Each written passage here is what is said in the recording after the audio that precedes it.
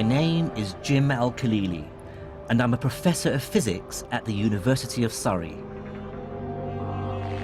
Studying the innermost secrets of atoms and their nuclei has been at the heart of my working life. But there's another side to me.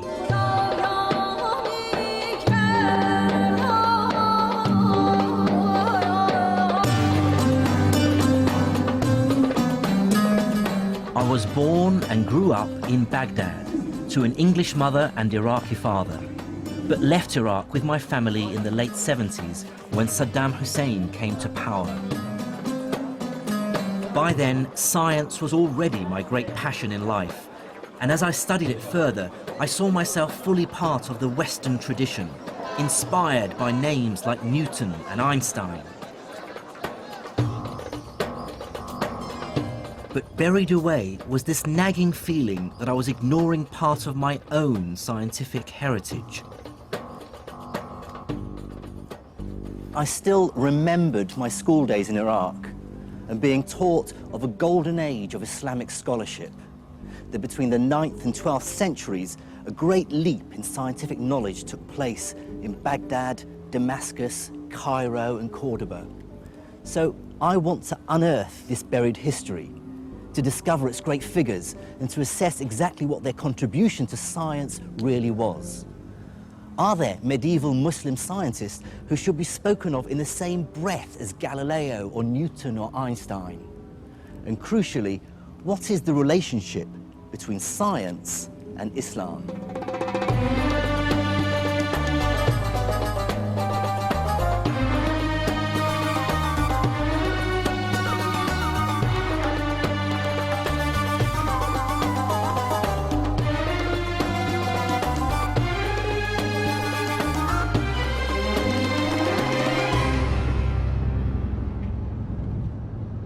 My journey into the science of the medieval Islamic world will take me through Syria, Iran, and North Africa.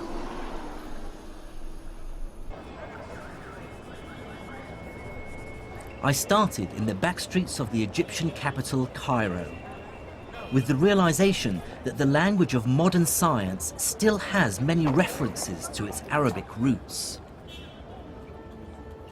Take scientific terms like algebra, algorithm, alkali. I instantly recognize these words as Arabic. And these are at the very heart of what science does. There will be no modern mathematics or physics without algebra, no computers without algorithms, and no chemistry without alkalis.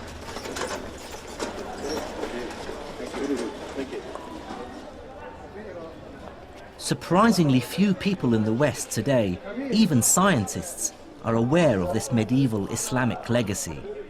But it wasn't always so. From the 12th to the 17th century, European scholars regularly refer to earlier Islamic texts. I have here copies of some pages of the book Liber Abaci by the great Italian mathematician Leonardo Pisano, otherwise known as Fibonacci.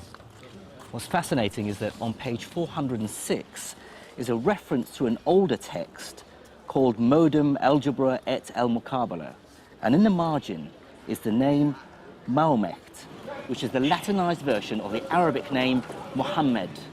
The person he's referring to is Muhammad ibn Musa Al-Khwarizmi.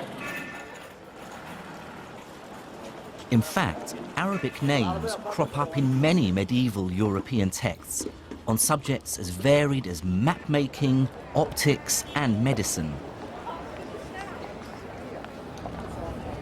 But I want to start with Al-Khwarizmi because his work touches on a crucial aspect of all our lives today. It's thanks to Al-Khwarizmi that the European world realized that their way of doing arithmetic, which was still essentially based on Roman numerals, was hopelessly inefficient and downright clunky. If I ask you to multiply 123 by 11, you may even be able to do it in your head. The answer is 1,353. but try doing it with Roman numerals. You'd have to multiply CXXIII by XI. It can be done, but trust me, it's not fun. Al-Khwarizmi showed Europeans that there's a better way of doing arithmetic. In his book entitled The Hindu Art of Reckoning, he describes a revolutionary idea. You can represent any number you like with just 10 simple symbols. The idea of using just 10 symbols, the digits from 1 to 9, plus a symbol for 0, to represent all numbers from 1 to infinity, was first developed by Indian mathematicians around the 6th century AD, and I can't overstate its importance. Let me show you. Here are the numbers in Indian Arabic numerals. 1, 2, 3, 4, 5, 6, 7, 8, 9. And here are the numbers we're more familiar with in the West. 1, 2, 3, 4, 5, 6, 7, 8, 9. And you can see the similarity between these numbers, in particular, for instance, the digits 2 and 3. If I tip this sideways, you can see now how they look like numbers 2 and 3. And what's powerful about these digits, this numerical system, is how it's simplified arithmetic calculations. But Al-Khwarizmi and his colleagues went further than just translating the Indian system into Arabic. They created the decimal point. This text, written a century after Khwarizmi, is by a man we know only as Al-Khalili. Here he shows that this same decimal system can be extended to describe not just whole numbers, but fractions as well. The infinity of possibilities that lie in between the integers. Here's a copy of Al-Khalili's manuscript where he showed how the decimal point is used for the very first time. He describes it by using a dash. Here are the digits 1, 7, 9, 6, 8, and you can see there's a small dash over the 9 indicating the decimal place. The idea of the decimal point is so familiar to us that it's hard to understand how people managed without it. But like all great science, it's blindingly obvious after it's been discovered.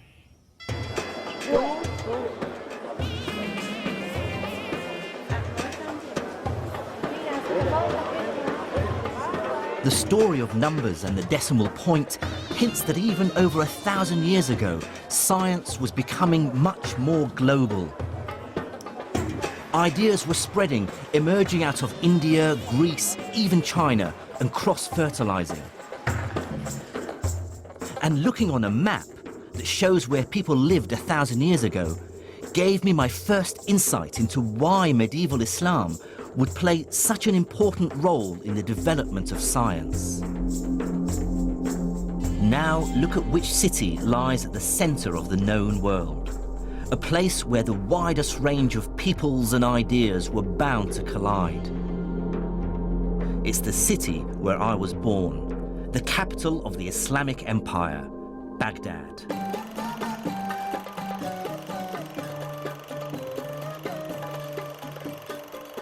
Recent events mean I can no longer visit the city, but these are the home movies of my cousin Faris, filmed in the 1960s. The Baghdad we knew then looked nothing like the bomb-wrecked city it is now.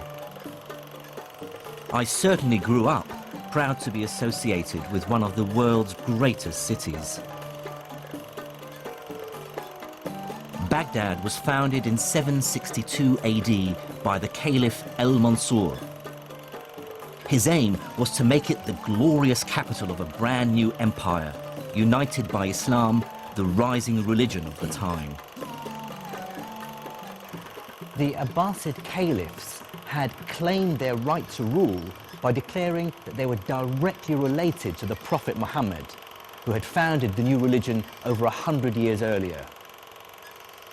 But in that short time, the armies of Islam had conquered a vast territory.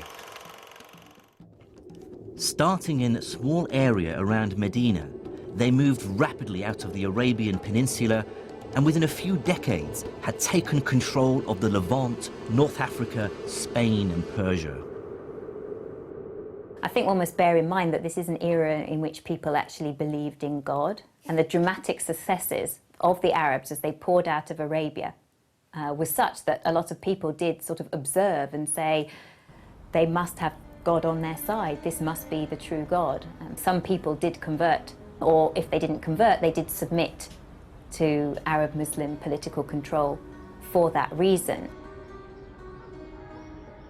By the early 8th century, Islamic caliphs ruled a vast territory. And like most successful emperors, from Caesar to Napoleon, they understood that political power and scientific know-how go hand in hand.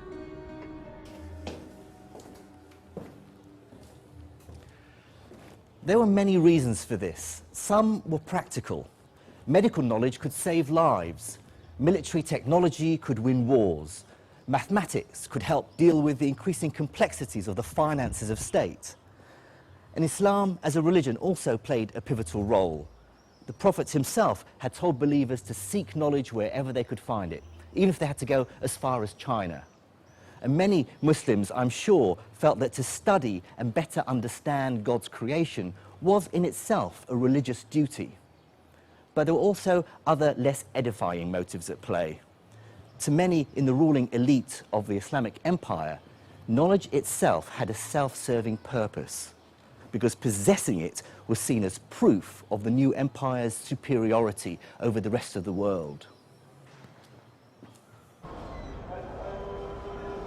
But with military and political success, the Islamic caliphs faced an inevitable problem. How do you sensibly govern a hugely diverse population? Although some of the empire had converted to Islam, they were still separated by huge distances and adhered to many different traditions and languages. In the 8th century AD, the empire's leader, the Caliph Abd al-Malik, had to find a way of administering this mishmash of languages. Like all the great figures of the Islamic Empire, Abd al-Malik lived in a culture without portraiture. All we have are later impressions of what he might have looked like. His solution was sweeping in scale and inadvertently laid the foundations of a scientific renaissance. It was this Abd al-Malik ibn Marwan who said, this bureaucratic chaos has to stop. We cannot continue to run a government and govern all of this span of land with this Tower of Babel languages. So he wanted to govern it with a uniform language. That uniform language, of course, he wanted to be able to understand it, so he demanded that it be in Arabic.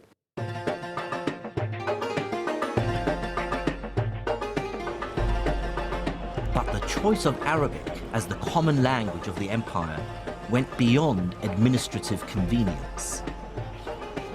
The decision had extra force and persuasiveness because Islam's holy book, the Quran, is in Arabic, and Muslims therefore consider Arabic to be the language of God.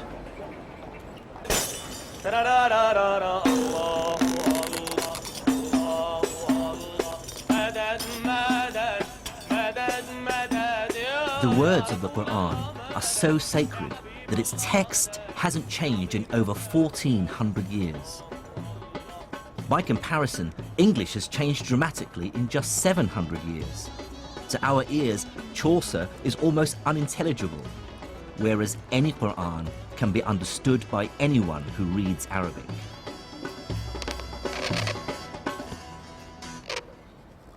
Making copies of the Quran has always been a specialized and highly respected job since the foundation of Islam. Calligraphy expert Naif Scarf, who lives in the Syrian capital Damascus, writes for mosques and in madrasas all over the country. These are words he's found himself writing over and over again, words of great significance for Muslims. They're the opening line to each chapter in the Quran. So what it says is, Bism illah ar-Rahman ar-Rahim. which means in the name of God, the most gracious and the most merciful. بده يشكل مضبوط الفاعل المفعول وكذا ليكون الكتابة صح ولا تفهم المعنى بشكل صحيح. So it's saying the complexity of Arabic calligraphy was enforced on them because of the spread of Islam, because they were worried that the meaning of the words in the Quran would be lost if it was read by people who don't speak Arabic. Then they wouldn't, not only would they misinterpret it, they just wouldn't be able to distinguish between different letters. So not only did they add dots on certain letters, they also added other little squiggly lines which changed the sound of vowels. And it was something that they put in place just to ensure that people were able to have the right pronunciation when they read the Quran. The consequences for science were immediate. Scholars from different lands who previously had no way of communicating now had a common language. And it was a language that was specially developed to be precise and unambiguous, which made it ideal for scientific and technical terms. What this meant was the summoning into existence of a vast intellectual community where scholars from very different parts of the world could engage in dialogue, comparison, debate, argument, often very fierce argument, with each other. It was possible for scholars based in Cordoba in southern Spain to engage in literary and scientific debate with scholars from Baghdad or from Samarkand.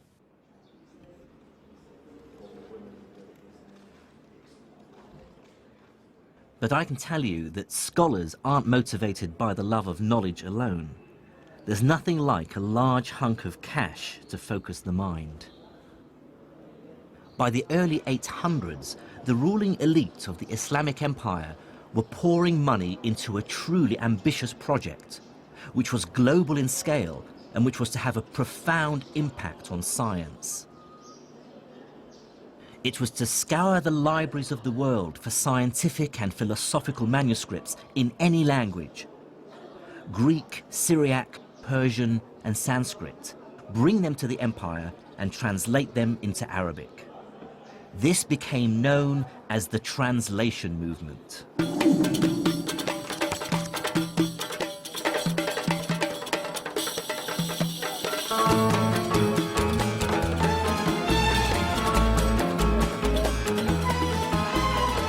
The effort scholars put into finding ancient texts was astonishing. And one key reason for this is that bringing a book to the caliph, which he could add to his library, could be extremely lucrative. The story goes that the Caliph al-Ma'mun was so obsessed that he would send his messengers out of Baghdad far and wide to distant lands just to get hold of books that he didn't possess for the translation movement. And anyone who brought him back a book that he didn't have, he'd repay him its weight in gold.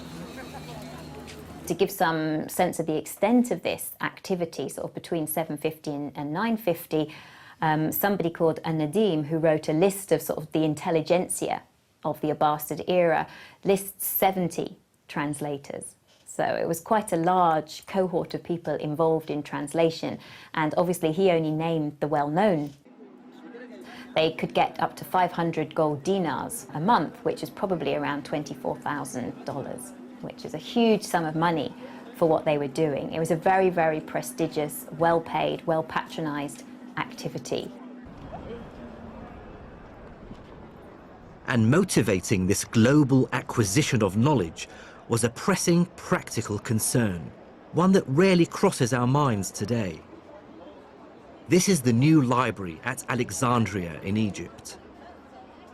But fresh in the memory of many in the empire was the story of the destruction of the original library at Alexandria centuries earlier, and the shocking loss of thousands of years of accumulated knowledge. One of the things that we tend to forget, because we live in an age of massive information storage and perfect communication, more or less, is the ever-present possibility of total loss. That was very, very important for medieval Islamic scholars. They knew extremely well that writings could be forgotten or buried or burnt or destroyed, that cities could pass away. And what we see in Baghdad or Cairo or Samarkand is exactly the gathering together, translation, analysis, accumulation, storage, and preservation of material that they were well aware could be entirely lost forever.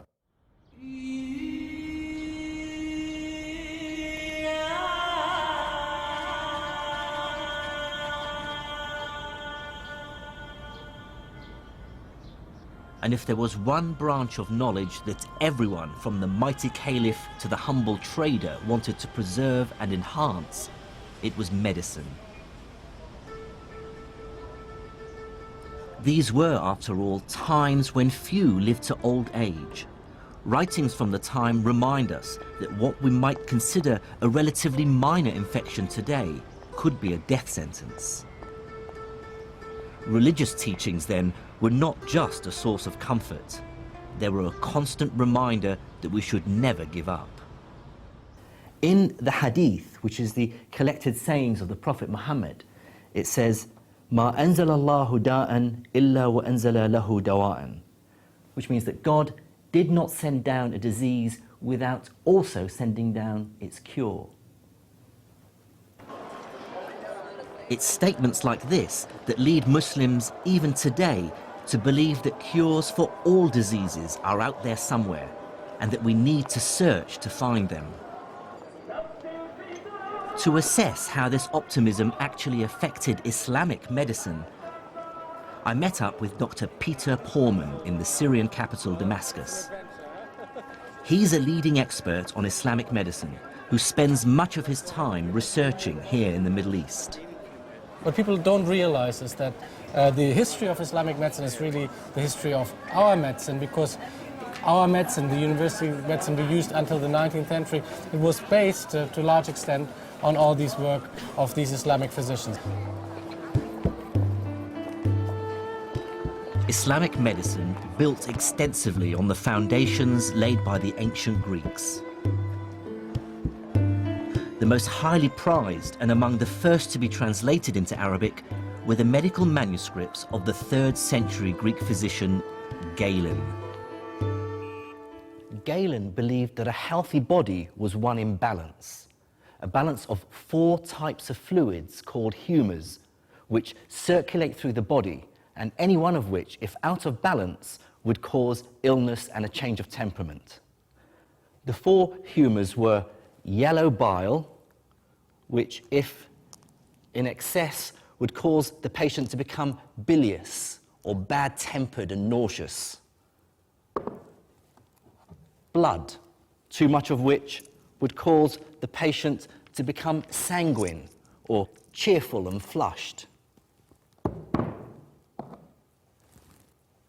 Black bile, which in excess would cause the patient to become lethargic, melancholic, even depressed.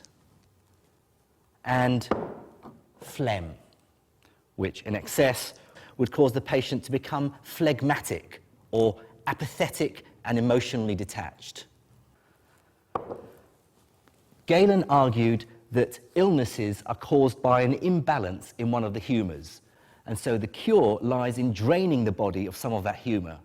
And so he recommended techniques like cutting to induce bleeding or using emetics to induce vomiting. But Islamic doctors were acutely aware that Galen and Greek medicine were only one source of medical knowledge.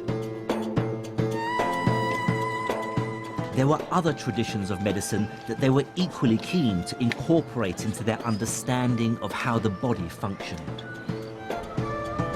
Medieval Arabic texts refer to wise women, folk healers who provided medical drugs. This tradition continues today, as I found when I came across one for myself in the back streets of Hammamat in Tunisia. This is Arafat Nabil. She's been running her shop selling medicinal herbs and spices for over 20 years. She believes that her remedies can cure a wide range of medical ailments. مثلا هذه عشبة نعم. اسمها شيح تنحى الدود من البطن وتنحي جميع الأوجاع الداخلية. بعد من الزرنيخ ينحي الثعلبة وبعشبة هذه اللي تراها انت تويكا تنحي تقولوا البرص. اوكي. مثال هذوما مثلا كما هذه وهذه للصرع والجنون. صرع يحطها ويحط شويه في المخده نتاعو ما عادش بك اللي يشدوك الكريز هذاك. وفي يعني مثلا من العصر اليوناني اقدم منها ما تستعمل ولا لو؟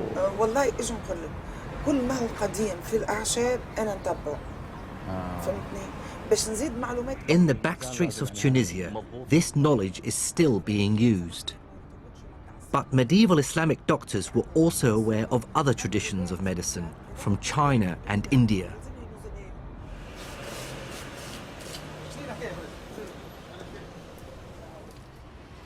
And yet another tradition of medical guidance came from within Islam itself, and takes some of its ideas from the Quran and some from the collected sayings of the Prophet, the Hadith.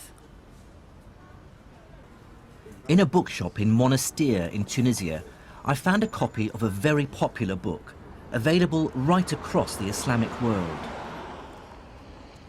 This book is called The Prophet's Medicine, and see how old it is. The author was born between 691 and 751 Hijri, which places him in the 14th century. Here's an interesting bit where it deals with the plague. فإذا سمعتم به بأرض فلا تدخلوا عليه وإذا وقع بأرض وأنتم بها فلا تخرجوا منها فرارا منه. It says if you come across a land where the plague has come down, then do not enter that land. And if the plague comes down onto your land and you're there, then do not leave your homes in the hope of escaping it. So it sort of makes a lot of sense. But here's quite an amusing part. It deals with epilepsy. And it says that the Greeks, or Galen, believed that epilepsy originated in the brain. So, however, they were ignorant. They didn't realize the true cause of epilepsy, which is the possession of the body by evil spirits. And it talks about the cure for epilepsy being exorcism. Hardly scientific. But Islam's most tangible contribution to medicine is less in its specific remedies and more in its overarching philosophy.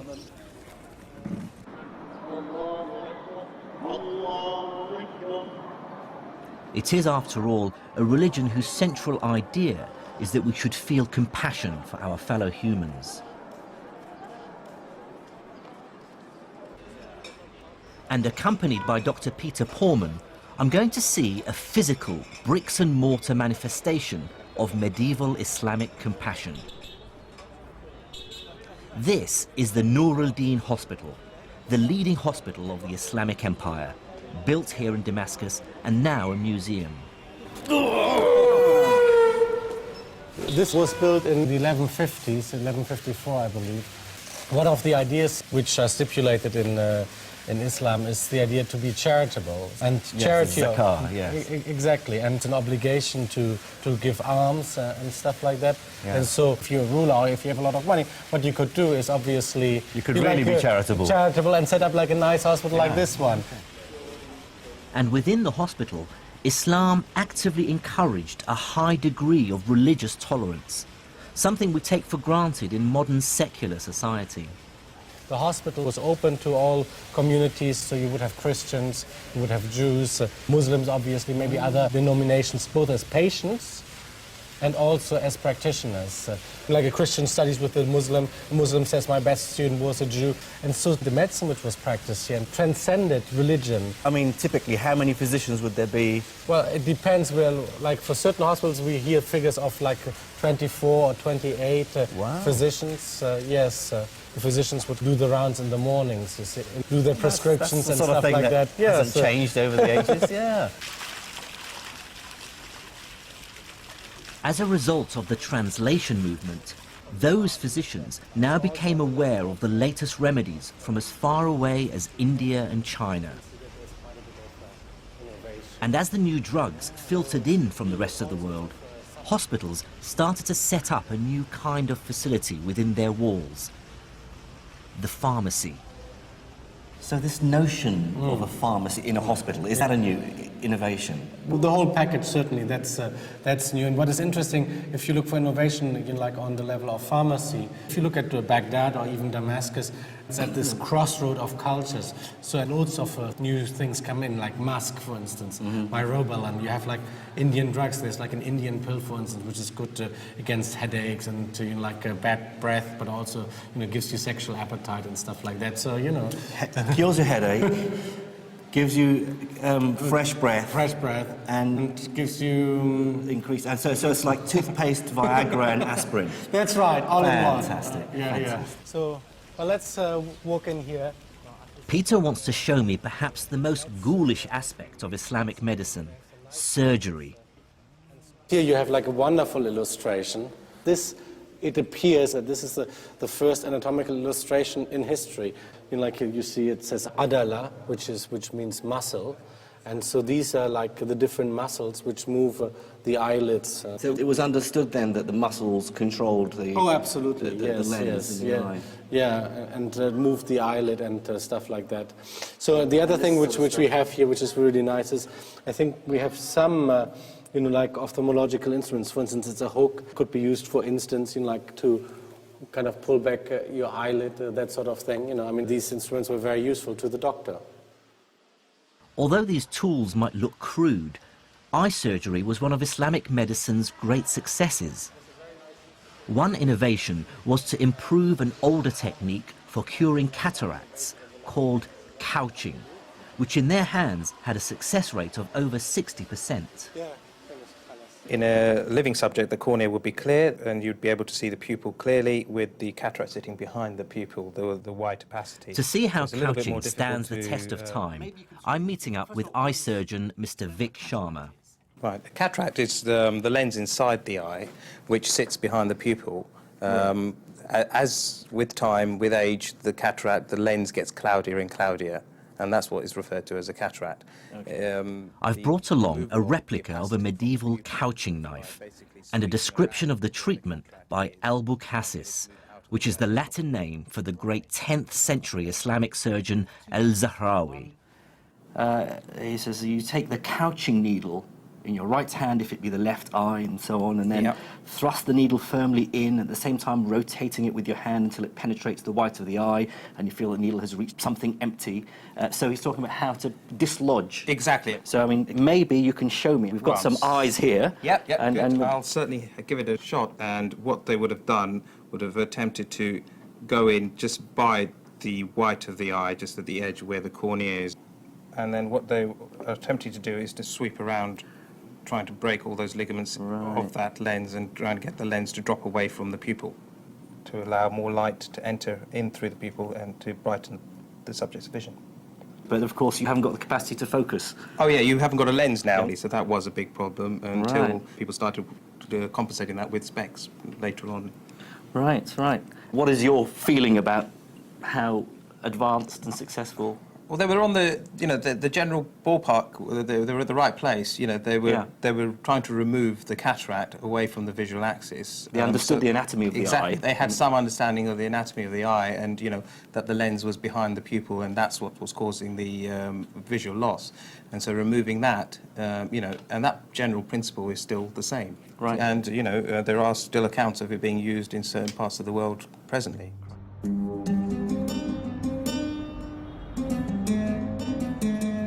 Looking back at medieval Islamic medicine with modern scientific eyes is frustrating. They take as true many things we know to be nonsense. But on the other hand, their desire to deal with this vast subject logically and systematically is admirable and truly marks a break with the past. One Islamic scholar, more than any other, embodies the synthesis of religion, faith and reason. His name was Ibn Sina, or Avicenna, as he's known in the West. He was a polymath who clearly thrived in intellectual and courtly circles. In 1025, he completed this, Al-Qanun fil Tib, or the Canon of Medicine. In it, Ibn Sina collated and expanded on all that had gone before him, medical ideas from Greece to India, and turned them into a single work. So how would you place this book in a historical context? Oh, it's hugely important. I mean, there are a few books which are as important as the Canon, because what this encyclopedia does, it kind of, sweeps away everything else. It becomes a textbook. It supersedes a lot of other texts, and people even complain that, it's so good, it's so tightly organized, it's so easily accessible that people forget to read the Greek sources in Arabic translations.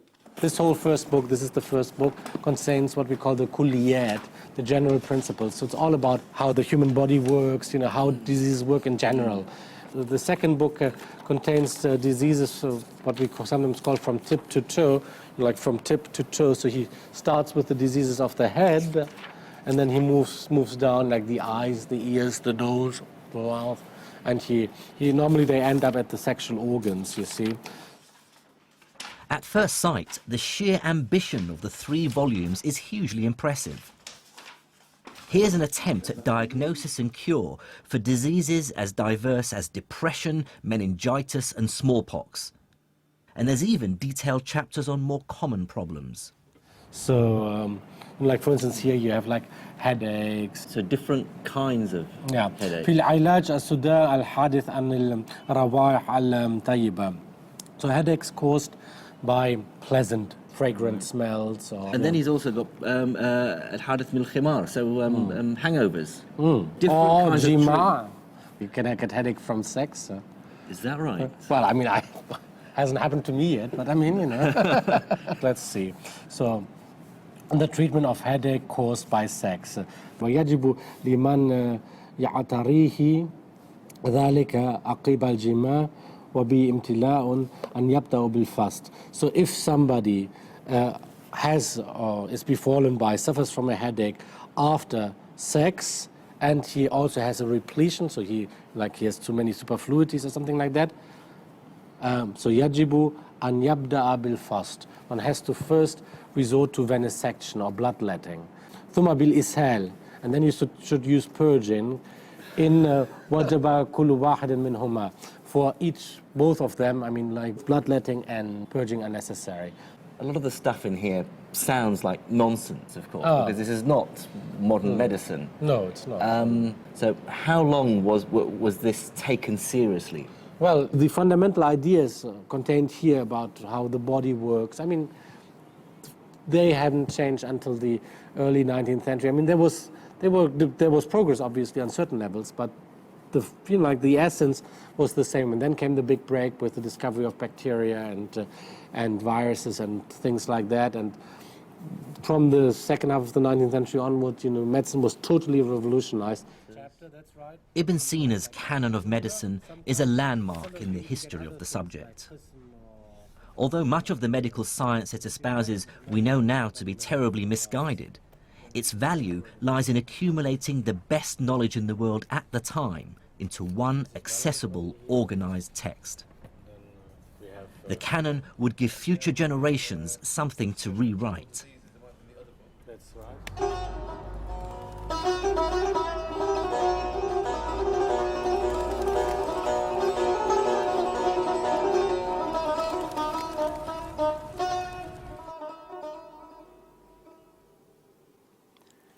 Cataloguing the world's medical knowledge has clear and obvious benefits.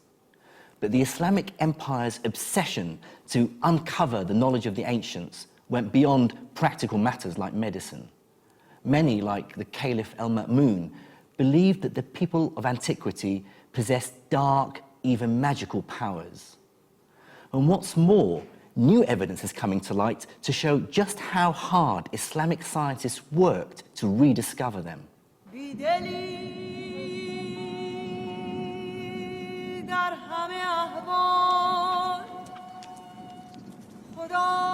To find out about that story, I have to visit the harsh, burnt yellow of the Sahara Desert in Egypt.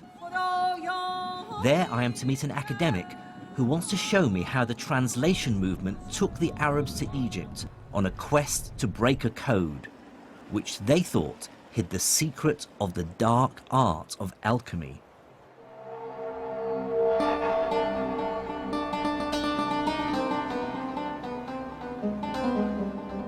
This is Saqqara, a necropolis or graveyard of the ancient pharaohs.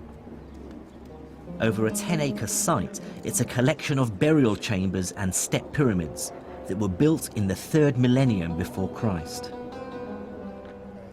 These are said to be among the oldest stone buildings in the world. Mind the step here? Archaeologist Dr. Okasha Al-Dali is my guide. He was about to reveal the most astonishing story of my journey so far. Oh, look at that.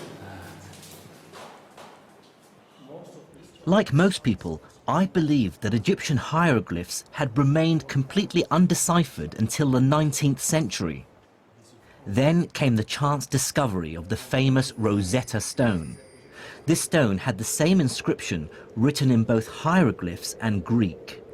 It provided the crucial clues which British and French scholars used to decipher the writings of ancient Egypt. That's the usual story one hears. But Dr. Al-Dali has made a discovery that dramatically alters it. He has recently unearthed a number of rare works by the Islamic scholar Ibn Wahshiyya. What he did was figure out a correspondence between hieroglyphs like these and letters in the Arabic alphabet. If you look here, for example, at Ibn Wahshiyya's manuscript, you see he's giving us the Egyptian hieroglyphic signs that have phonetic value. Underneath. Yes, and they have the phonetic value in Arabic underneath. So look very carefully at this one. He says Sin underneath that seat. Yes. Now look at this seat here. That is S. That seat in Egyptian hieroglyphic is used for the sign S, Sin, which is what you see here, Sin. That is the name of the god Osiris. Osiris. Oh, with an S. That's the Sin. This is the letter H. This one here. This is the heart. The water wave Right. is the letter N, or Noon in Arabic. T, and the letter F. These are all letters. These are all letters.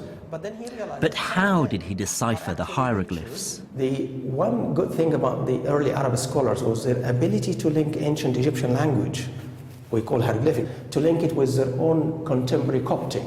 They realized that Coptic is nothing but the later stage of ancient Egyptian language. And they realized this because the translation movement had literally placed hundreds of Coptic texts into their hands. The scholars could now see a direct link between hieroglyphs and Arabic. What fraction of these symbols would have been correctly deciphered? They got about 14 letters. They got more than half of the Egyptian hieroglyphic correctly. So that was a remarkable achievement for people in the 9th century, 10th century.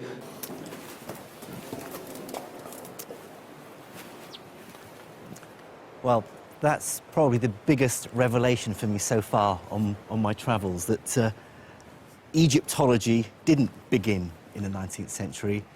Yet again, it seems that Islamic scholars actually cracked hieroglyphics, and they cracked it for strange reasons. They cracked it because they were interested in astrology and alchemy.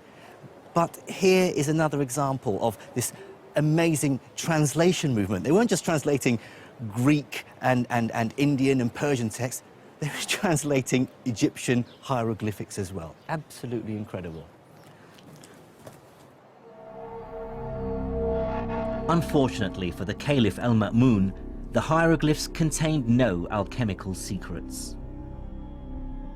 But what this story reveals to me is the insatiable curiosity Islamic scholars had about the world. They were desperate to absorb knowledge from all cultures purely on merit, with no qualms about the places or religions from which it came. Most intellectual traditions, including, if I may say so, our own, tend to work very hard to keep everybody else out. Whereas here we have an example of an enterprise which is desperate, curious, to turn itself into a net importer of intellectual product. And that's a very important lesson for the history of the sciences. I was soon to see just how dramatically this fueled scientific innovation. But it's worth remembering that the translation movement wasn't just about science and medicine. As the capital Baghdad sat in the center of a vast, successful empire, it became home to an extraordinary flourishing of all kinds of culture.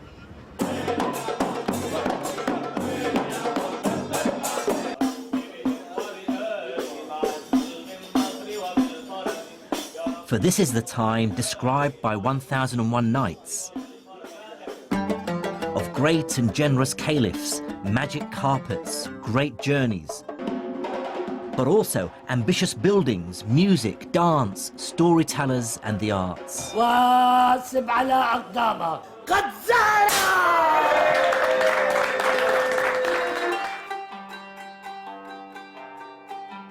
Baghdad was such a cultured and vibrant city that one traveller of the time wrote, "There is none more learned than their scholars, more cogent than their theologians, more poetic than their poets, or more reckless than their rakes."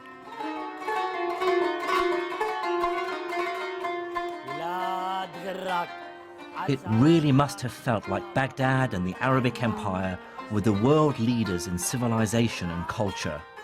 To be part of that city's growing intellectual elite must have been as exciting as it gets. It was a new Muslim city. It only started to be built in 756. So it has that sort of sense of almost being on a frontier, of being something new, of being something different.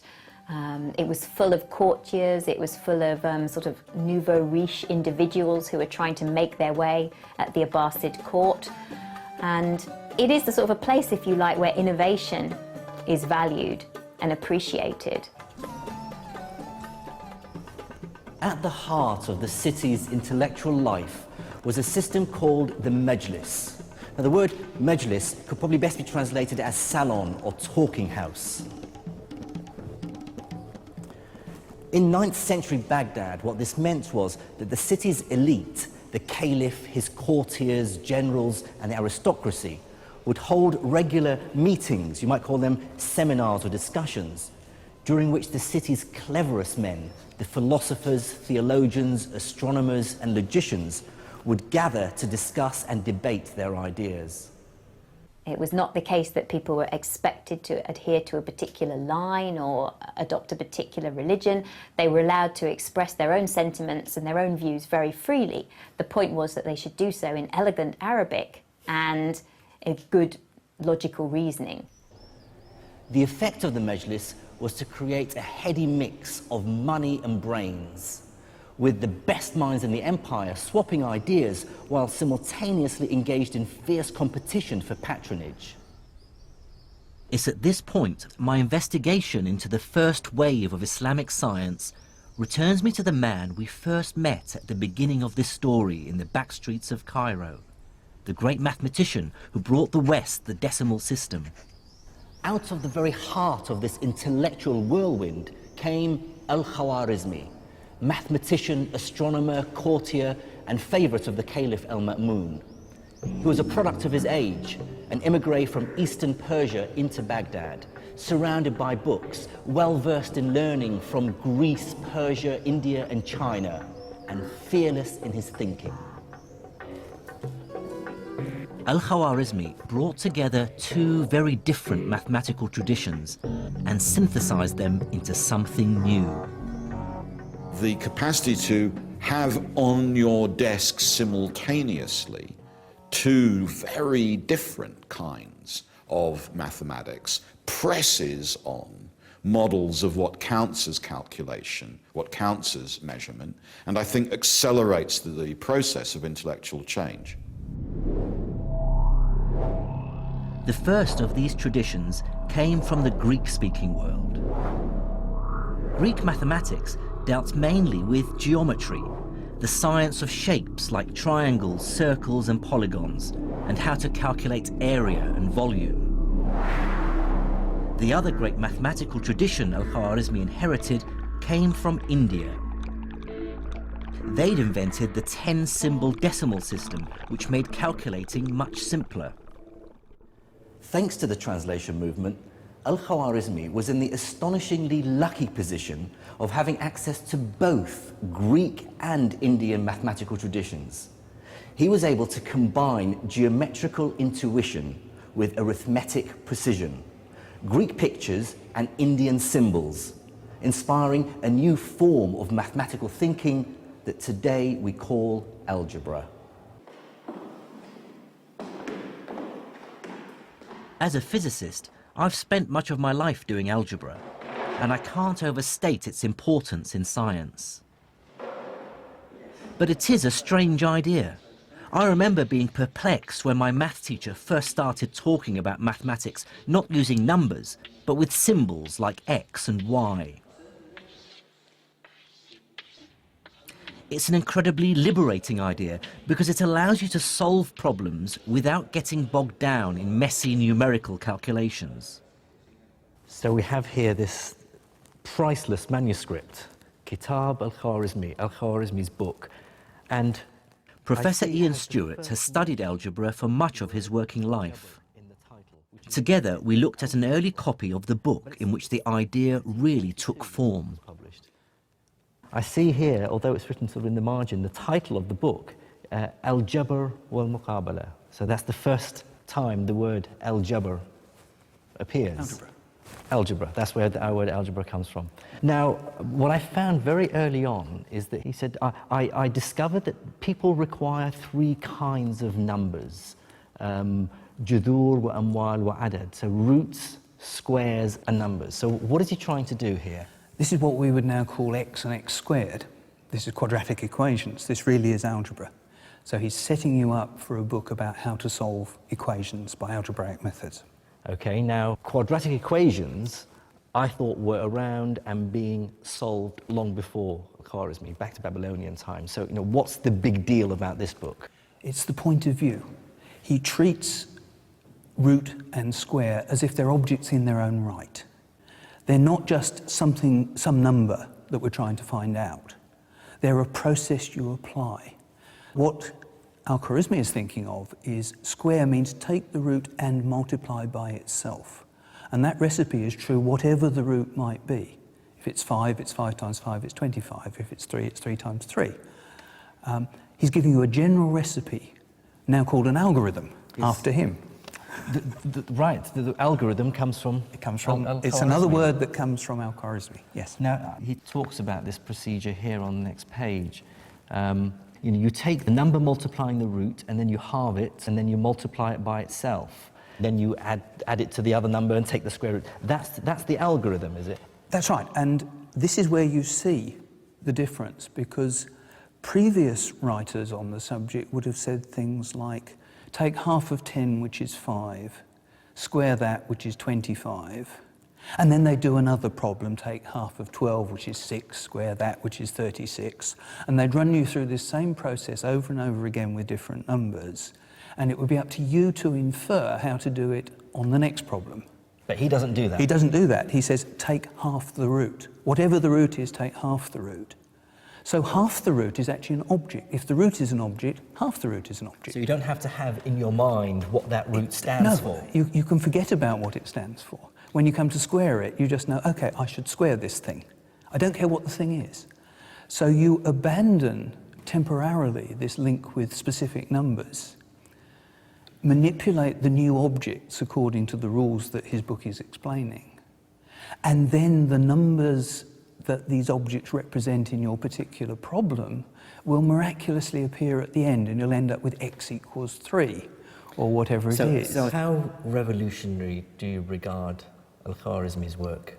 He made it possible for algebra to exist as a subject in its own right, rather than as a technique for finding numbers. The least interesting bit of an algebraic calculation is when you get to the end and discover that x equals 3. It's the route you take to get there. But if it was a special route for each problem and a different route for each problem, that wouldn't be interesting either. It would just be a big mess. There's this beautiful general series of principles, and if you understand those, then you really understand algebra.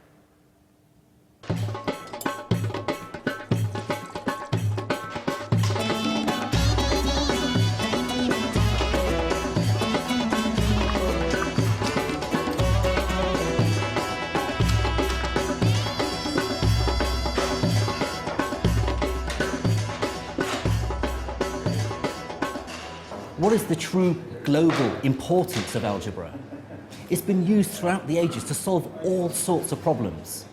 Let the mass of the cannonball be m. Let the distance it has to travel be d. Use algebra to work out the optimum angle you have to point your cannon. That sort of knowledge wins wars. Or let's call the speed of light c, the change in mass of an atomic nucleus m, and then calculate the energy released with the following algebraic formula: E equals mc squared. Mastery of that information truly is power.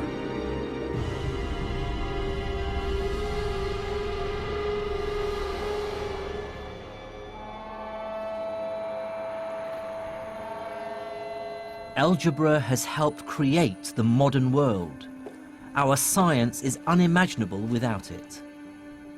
It sums up so much that was remarkable about medieval Islamic science, taking ideas from Greece and India, combining and enhancing them.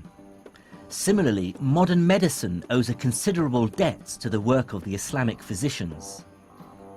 But I think the real story of what happened to science in the Islamic world in the 8th and 9th centuries tells us more than any single discovery. What it really tells us is about the universal truth of science itself. I believe that the first great achievement of the medieval Islamic scientists was to prove that science isn't Islamic, or Hindu, or Hellenistic, or Jewish, Buddhist, or Christian. It cannot be claimed by any one culture. Before Islam, science was spread across the world.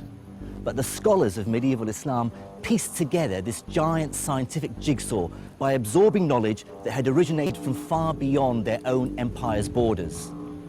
This great synthesis produced not just new science, but showed for the first time that science as an enterprise transcends political borders and religious affiliations. It's a body of knowledge that benefits all humans. Now that's an idea that's as relevant and as inspiring as ever.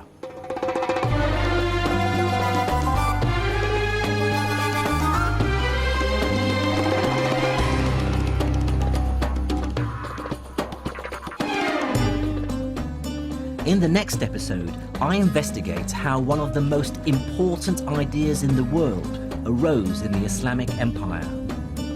I discover how mathematics and experimentation fused together as the empire embraced a medieval industrial revolution. And in Cairo, I find out how these ideas led directly to today's world of science and technology.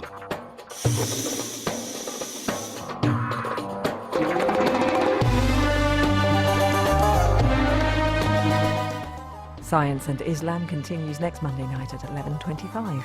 Tonight we're heading for Broadcasting House and a day out with U2.